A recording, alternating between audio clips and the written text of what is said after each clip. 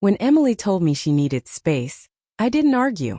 I'd learned long ago that arguing with her only pushed her further away. For months she'd been distant, pulling back from every hug, shrugging off every attempt I made to talk, treating me more like an inconvenience than a partner. But the night before her big girls' trip, she went a step further. She cut me out completely. It started with a simple text while she was packing. "Don't call me while I'm gone. I need time to think." No explanation. No warmth. Just cold dismissal typed out in a single line. I remember standing in the doorway, watching her fold dresses I'd never seen her wear before, short, glittering ones she said she'd never feel comfortable wearing around me. She didn't look at me as she packed. She just hummed softly to herself, as if removing me from her life was the easiest thing she'd ever done. When I asked softly, "Is everything okay?" she didn't even turn around. "I just need to breathe without you hovering," she said.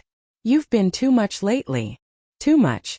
That word stayed with me long after she zipped her suitcase shut. The next morning she left without saying goodbye. No wave, no kiss, not even a glance.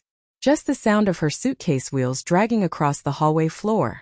I stood at the window and watched her climb into the taxi, laughing while texting someone.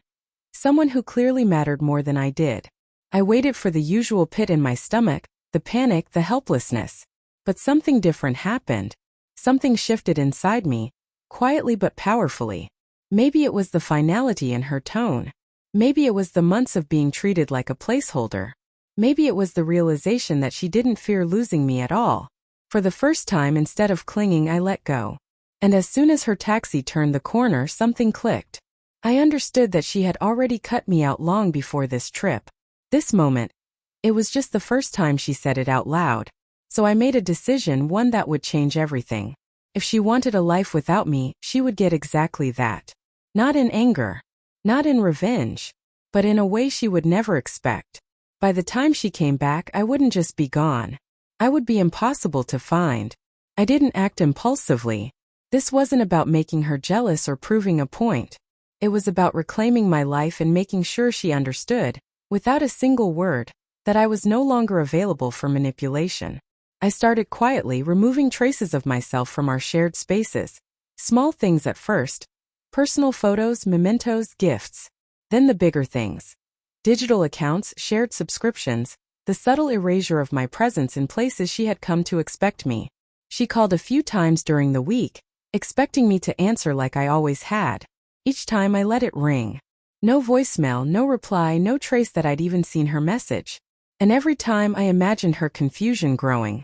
She had always assumed I was tethered to her, emotionally and physically, and now she was learning that assumption was false. By the third day, I had taken steps that ensured she would never find me if she tried. New phone number, new email, untraceable online presence.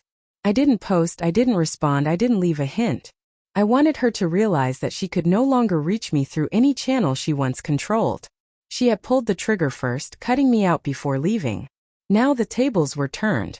When she returned from her trip, expecting the familiar, I was already gone. The apartment she thought she shared with me felt emptier than ever. Not because she had taken my space, but because I had consciously stepped away, leaving nothing but silence in my wake. She probably searched for me in all the usual ways, phone, friends, social media. But there was nothing. No sign, no trace, no explanation. Just the stark reality that I had become untouchable, invisible, and gone. And yet I felt calm. I didn't feel guilty. I didn't feel lonely. For the first time in months, I felt a sense of control, a sense of closure, and the quiet satisfaction of having regained my autonomy. She had assumed she could dictate my worth, my availability, my presence. But she had been wrong. Completely wrong. The lesson she would carry forward, though she might never admit it, was clear. You can't cut someone out without consequences. A week after her return, I heard through mutual friends that Emily was frantically asking about me. She called, texted, even stopped by places she thought I might be. But there was no trace. Her confusion was palpable, and I couldn't help but feel a quiet satisfaction. Not cruelty, not revenge, but the powerful clarity that comes when someone finally realizes they underestimated you. I didn't want her to beg. I didn't want confrontation. I wanted her to understand that cutting me out was a choice, and choices have consequences. She had treated me like I was optional, like my presence in her life was negotiable. Now she was facing the reality that I had chosen the same for myself. I had vanished not out of anger but out of self-respect, and there was no way back. Days turned into weeks and her inquiries slowed. The intensity of her panic faded, replaced by frustration and disbelief. She probably wondered if I had moved, left the city, or simply disappeared. And in some ways she was right. I had moved not geographically but emotionally. I had stepped out of the narrative she had written for me and into my own. The feeling was liberating. For months I had been trapped in her drama, her whims, her moods. Now I was free from it entirely. Then came the final moment of reckoning. A mutual friend, careful and discreet, finally passed along a message. "He's not coming back. Don't bother looking. He's gone." I didn't need to hear anything else. That single line confirmed what I had already felt. She would never have control over me again. The sense of liberation was profound, deeper than anything I had experienced in years. I had made the choice and I had followed through completely. In the end, it wasn't about revenge or making her regret her actions. It was about reclaiming my life, my dignity, and my peace. She had tried to erase me, but in trying she had only highlighted my value, the value I had always known I held.